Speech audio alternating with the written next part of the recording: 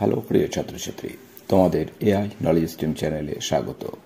আজকে আমি তোমাদের সামনে নিয়ে এসেছি অষ্টম শ্রেণীর ইতিহাসের 2 মার্কের কিছু প্রশ্ন উত্তর।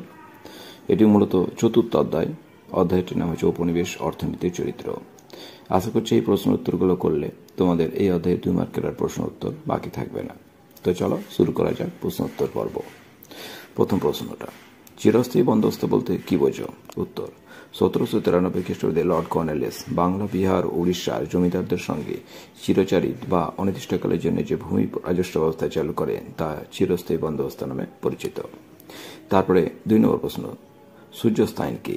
উত্তর, 1793 খ্রিস্টাব্দে লর্ড কর্নেলিয়াস যে চিরস্থায়ী বন্দোবস্ত চালু করেন তাতে বলা হয় যে প্রতি বাংলা বছরের শেষ দিন সূর্য অস্ত যাওয়ার আগে জমিদার বা তালুকদারকে তার দেয় রাজস্ব পরিশোধন করতে হবে।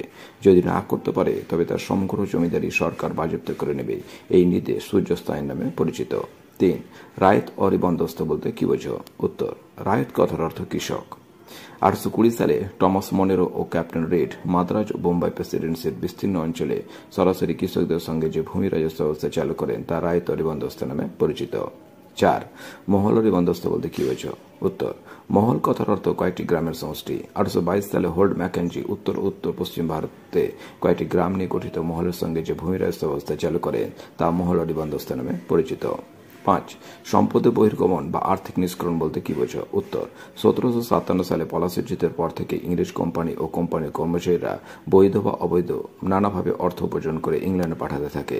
এভাবে ভারত থেকে ব্যাপক হারে সম্পদ ইংল্যান্ডে চলে যাওয়াকে অর্থনীতিরা সম্পদের বহির্গমন বা আর্থিক নিষ্করণ বলে অভিহিত করেছেন। 6, অবশিল্প আইন বলতে কি বোঝো? উত্তর, 1757 সালে পলাশীর যুদ্ধের পর থেকে 100 বছর ধরে কোম্পানির শোষণ, নিপীড়ন, ব্রিটিশ পণ্যের আমদানি ও বৈষম্যমূলক কর ব্যবস্থার ফলে ভারতের কুটির শিল্প ধ্বংস হয়ে যায়। ঐতিহাসিকরা এই কুটির শিল্পের ধ্বংসের অবস্থাকেই অবশিল্প আইন বলেছেন। 7, কে কবে ভারতের প্রথম রেল প্রতিস্থাপন করেন? এর উদ্দেশ্যগুলি কি ছিল? উত্তর, লর্ড ডালহৌসি 1853 সালে ভারতের প্রথম রেল প্রতিস্থাপন করে।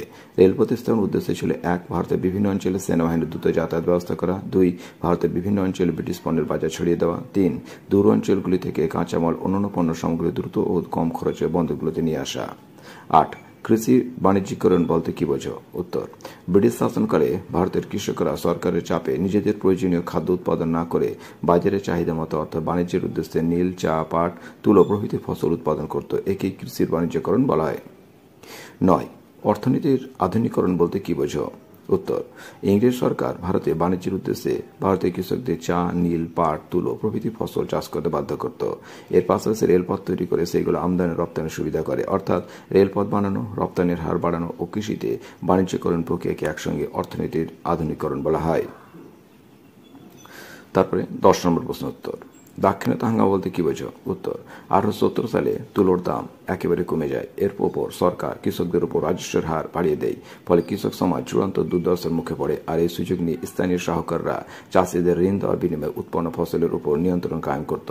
ফলে চাষিরা বাধ্য হয়ে 1875 সালে এই শাহকারদের বিরুদ্ধে আহমেদনগর ও পুনা জেলায় 1875 সালে যে বিদ্রোহ করে তা দাক্ষিণাত্য হাঙ্গামা নামে পরিচিত। 11, পত্তনি প্রথা কি? উত্তর, অনেক জমিদার রাজস্ব আদায়ের সুবিধার জন্য তাদের জমিদারি খণ্ড খণ্ড করে নির্দিষ্ট রাজস্বের বিনিময়ে কিছু ব্যক্তিকে বন্দোবস্ত বা পত্তনি দিতেন। পত্তনি পাওয়াপক্ষে বলা হয় পত্তনিদার, বটনিদার। আর এই ভূমি ব্যবস্থা পত্তনি প্রথা নামে পরিচিত। 12, কাকে কেন ব্রিটিশ সাম্রাজ্যের রত্ন বলা হয়? উত্তর, ভারতকে ব্রিটিশ সাম্রাজ্যের রত্ন বলা হয় কেননা ভারত ছিল ব্রিটিশদের কাছে একটি গুরুত্বপূর্ণ উপনিবেশ। ব্রিটিশরা ভারত থেকে সস্তায় কাঁচামাল যেমন তুলো, পাট প্রভৃতি নিয়ে গিয়ে নিজেদের দেশে শিল্প কলকারখানা, উন্নত মানের কাপড় তৈরি করে সেগুলো আবার ভারতের বাজারে বিক্রি করতে থাকে। তার ফলে তাদের প্রচুর লাভ হয়, যা অন্য কোনো উপনিবেশ থেকে এত লাভ হতো না। তাই ব্রিটিশ সাম্রাজ্যের মধ্যে ভারতকে সবচেয়ে দামি রত্ন হিসেবে বর্ণনা করা হয়। তো এই ছিল তোমাদের চতুর্থ অধ্যায়ের ইতিহাসের গুরুত্বপূর্ণ প্রশ্ন উত্তর। তোমাদের যদি ভালো লেগে থাকে আর এরপরে যদি তোমরা ভিডিওগুলো পেতে চাও তাহলে অবশ্যই চ্যানেলটি সাবস্ক্রাইব, লাইক বাটন লাইক করে দিও। Thank you.